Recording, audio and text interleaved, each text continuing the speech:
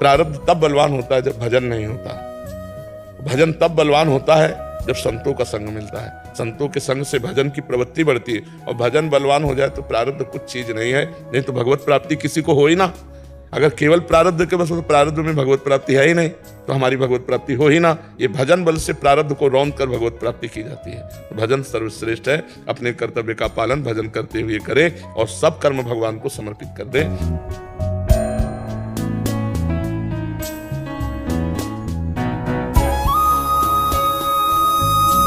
भगवान का नाम कीर्तन सब पापों को नष्ट करता है। रोज आधा घंटा 1 घंटा ताली बजाकर अपने घरे में कीर्तन करो। नाम संकीर्तनम यस्य सर्व पाप प्रणाशनम, समस्त पापों का नाश कर देता है। नाम जप नाम कीर्तन समस्त अपराध और पापों का विनाश कर देता है। जल्दी से जल्दी कर लेना चाहिए, नहीं वो दंड देने वाला बन जाएगा।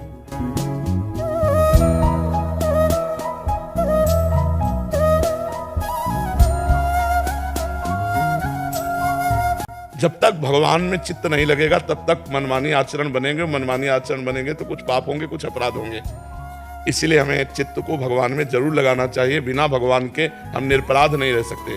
कुछ अपराध प्रकट में हो जाएंगे और खुल जाएंगे तो कानून सजा दे देगा, तो आप पवित्र हो जाएंगे। और जिन अपराधों की कानून ने सजा नहीं की, उनकी सजा भगवान की तरफ से होगी।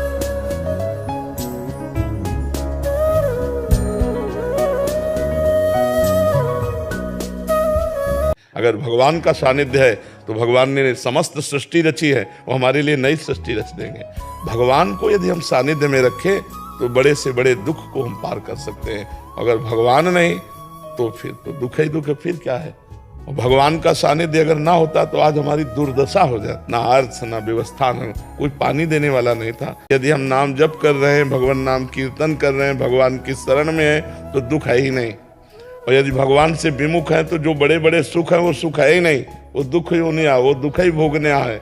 जिसे तुम सुख समझते हो सुख नहीं, ये सुख की छाया है। समझ पड़ती नहीं गिरधर की माया है। आज तक किसने सुख को पकड़ा?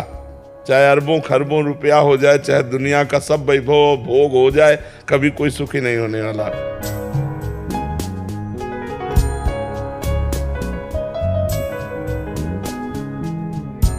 चित्त भगवान से जुड़ा हो तो दुख में भी बहुत बढ़िया, जैसे हमारा जीवन कट रहा है। दोनों किडनी फेल हैं, डायलिसिस होता है, लेकिन बड़ा आनंद है क्योंकि भगवान से जुड़े हैं तो बड़ा आनंद में जीवन चलता है।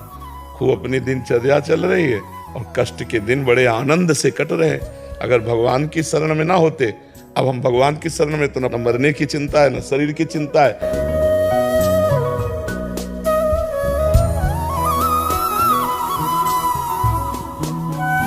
संघर्ष से डरना नहीं चाहिए, संघर्ष से लड़ना चाहिए। और प्रभु का जब भरोसा है ना तो कोई संघर्ष नहीं रह जाता।